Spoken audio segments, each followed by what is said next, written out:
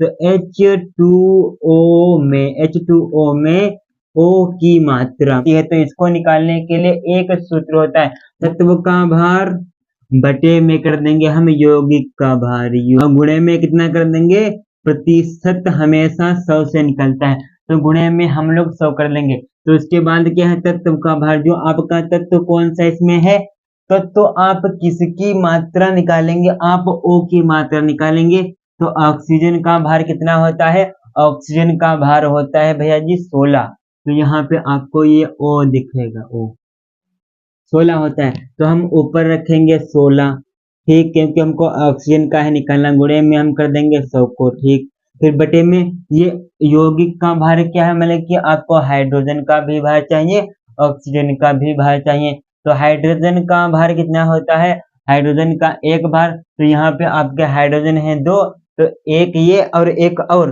तो आपके 2 हो गए, तो ऑक्सीजन का कितना होता है 16, 16 2 कितने हो गए 18, तो बटे में रहेंगे आपके 18। जब आप इनकी कैलकुलेशन कर लेंगे तो आपका फुल एंड फाइनल आंसर आ जाएंगे क्या क्या होने वाला है। तो जब आप इसको 2 से काटेंगे तो ये 9 बढ़ जाएगा, ये 9 बढ़ जाएगा, ये आपका 8 बढ़ जाएगा, इनकी कैलकुलेशन करेंगे, आपका फुल एंड फाइनल आंसर आ जाएगा। आपका आंसर 0.88 की गुणा जब आप इसमें कराएंगे तो आपका कितना क्या बन के आएगा, इनकी गुणा कराएंगे तो 2 संख्या बाद पॉइंट है, तो 88%, ये आपका पूरा का पूरा बन के आ जाएगा संपूर्ण।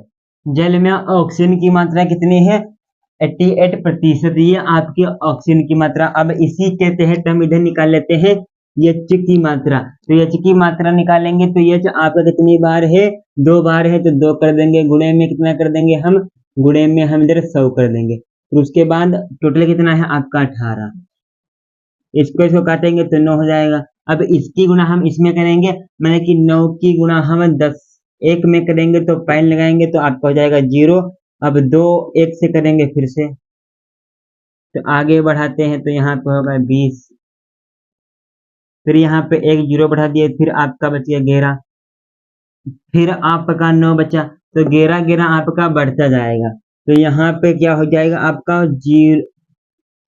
0.11 और गुणे में कर देंगे हम किसको, इस 100 को, तो यहाँ से हम इन 0 को हटा देते हैं, इन 0 को हम हटाएंगे तो आपकी ये 11% जल में हाइड्रोजन की मात्रा होती है, और 88% आपकी किसकी मात्रा होती है, 88%, ये कतई 88% नहीं है, आगे आपकी बढ़ती जाती है, तभी यहाँ पे एक का फर्क आपको मालूम दे रहा होगा। अगर परीक्षा में दोनों की मात्रा नहीं पूछा है एक की मात्रा पूछता है, अगर आप एक की भी लगा लेंगे तो उससे कोई भी दिक्कत नहीं है। आपकी ऑक्सीजन की मात्रा, हाइड्रोजन ऑक्सीजन की मात्रा आपकी निकल के आ चुकी है। अब आगे की मात्रा देखते हैं। अब हम बात करेंगे सोडियम सल्फेट। क्या सोडियम सल्फेट का सूत्र होता है Na2SO4। इसमें आपको सल्फर की मात्रा आपको बताना है, जो Na2SO4, यस, मतलब कि सल्फर की मात्रा आपको बताना है कि सोडियम सल्फेट में सल्फर की मात्रा कितनी है, यही आपका प्रश्न है। इसी प्रकार आपके परीक्षा में पूछा जाएगा। तो सभी को पता है, टोटल को रखते हैं हम नीचे, तो टोटल को रखेंगे नीचे और भैया गुणे में कर देंगे 100, और सोडियम ये आपका 16 पे होता है, इसका परमाणु भार होता है 32, और जो आपका सोडियम सल्फेट है इसका कितना होगा, तो ये ने आपका मिलेगा, ये ने 2 बार है तो आपका इसको आपको जोड़ लेना है, ये ने 2 बार है तो 23 कर देंगे, गुणे प्लस फिर और 23 कर देंगे, तो इसके बाद प्लस कर देंगे। ये आपका 32 पे रहता है तो 32 कर दिया, फिर प्लस करेंगे। ऑक्सीजन आपका 4 बार है तो ऑक्सीजन एक का मतलब 16, 16 चौक 64। अब इनको आपको लेना है जोड़, तो जोड़ेंगे तो आपका क्या बनेगा, यहाँ पे देखेंगे 4 2 6, 6 3 9, 9 3 12, 12 के 2 हासिल लगे आपके 1, और 6 3 9, 9 2 कितने हो गए, 9 2 11, और 11 2 13 1 14, 142, 142 ये आपका पूरा गया। जब आप Na2SO4 को जोड़ेंगे, 23 23 क्यों लिखा 2 बार, क्योंकि Na आपका 2 बार है, तभी 23 23 2 बार, सल्फर का होता है 32, तो 32 लिख दिया। और यहाँ पे ऑक्सीजन जो है आपका 4 बार है। एक ऑक्सीजन का बार होता है 16, जब 4 है तो 16 गुणे 4 करेंगे तो हो जाएगा आपका 64। जब आप 23 प्लस 23 प्लस 32 प्लस 64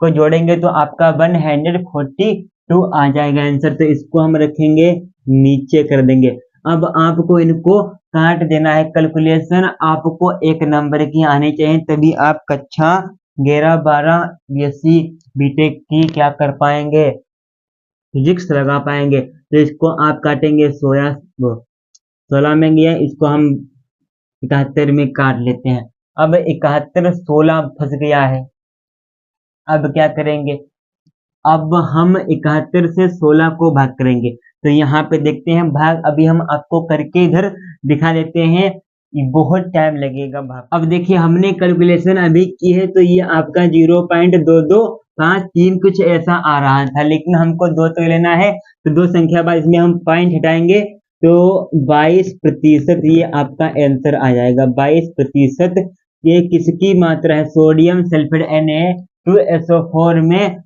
N की मात्रा है, यानी कि मतलब कि सोडियम की मात्रा है। सोडियम सल्फेट में सोडियम की मात्रा कितनी होती है, 22%। अब इसको हम हटा देंगे। जो आपका कार्बन डाइऑक्साइड होता है, कार्बन डाइऑक्साइड, इसमें आपकी कार्बन की मात्रा कितनी है, कार्बन की मात्रा कितनी है, यही जानकारी देंगे इस वीडियो में। तो भैया ये वाला आपका तीसरा सवाल है। तो कार्बन की मात्रा पहले आपको टोटल पता होनी चाहिए, टोटल कितनी होती है। तो कार्बन आपका 12 पे होता है, 12 दूनी कितना है 24, और 24 ऑक्सीजन कितने पे होता है 16 पे। तो ऑक्सीजन आपका 2 है, तो 16 दूनी हो गया आपका 32, और ये होता है आपका 24 पे हो जाएगा। तो इनको जोड़ेंगे तो आपका कितना आ जाएगा 56 आ जाएगा। तो इनको नीचे लिखेंगे, 56 को नीचे लिख देंगे। जो आपका किसकी मात्रा निकालनी है, कार्बन की। तो कार्बन कितने पे होता है, कार्बन होता है आपका 24 पे। तो अब आप इनको काटेंगे तो कितनी बार आएगा, सभी बताओ ये ध्यान से। तो 24 चक्के पे तो जाता नहीं है, तो इसको हम आराम से काटेंगे, धीरे धीरे, इसमें कोई भी जल्दबाजी नहीं करेंगे, ठीक।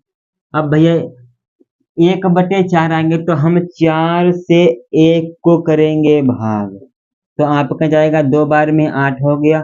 फिर इसको काटेंगे, फिर आपका 2 बच गया, पॉइंट लगा 0 बढ़ा दीजिए, और 25, और 5 से तो ये पूरा पूरा आपका खलास हो ही जाता है।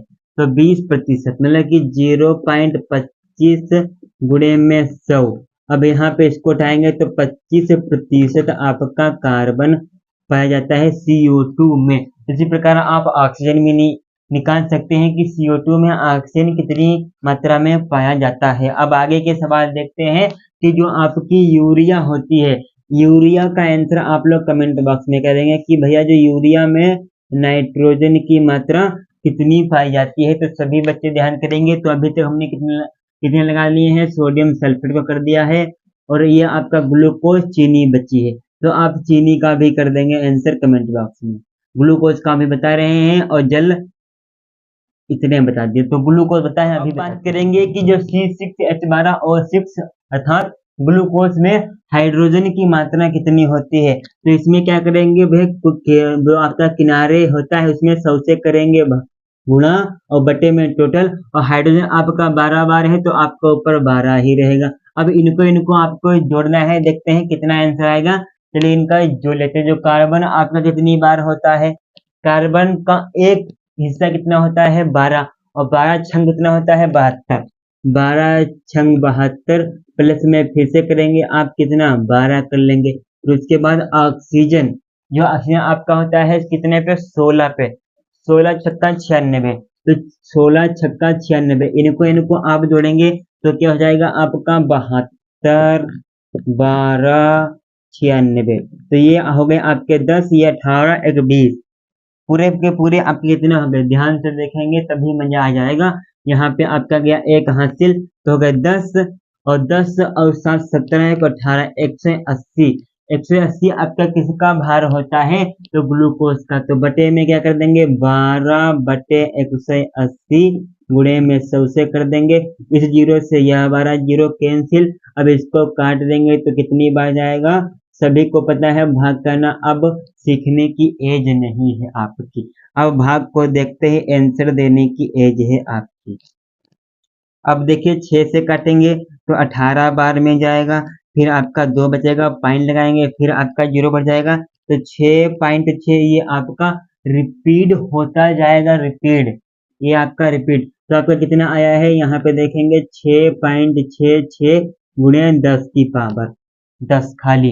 तो अब इसकी गुना जब आप इसमें कर देंगे तो ये आपका जो पॉइंट है हट जाएगा, तो कितनी इसकी मात्रा आ जाएगी 66%। जो आपका 66% होता है ये C6H12O6 में क्या पाया जाता है, कार्बन, वो हाइड्रोजन, कार्बन नहीं हाइड्रोजन। और आज आप लोगों ने सीख लिया है कि जो आपका सोडियम सल्फेट होता है और चीनी का करेंगे, चीनी में आप लोगों को किसकी मात्रा निकाल के बतानी है, एक की मात्रा। जो आपका ऑक्सीजन होता है ये 11 लिखा है, इसकी मात्रा आपको बतानी है कि चीनी में CHO मतलब कि O की मात्रा कितनी होती है। चीनी का सूत्र आपको याद होना चाहिए कि C12H22O13, यह आपको पता होना चाहिए। इन सभी सूत्रों के माध्यम से इन छोटे छोटे सवालों से आप लोग अब बड़े सवाल लगाना जान जाएंगे। तो वीडियो को लाइक कर दीजिए और चैनल पे नए हैं तो सब्सक्राइब करके बेल घंटी को आपको ऑन कर दीजिए बस। जय हिंद, जय भारत।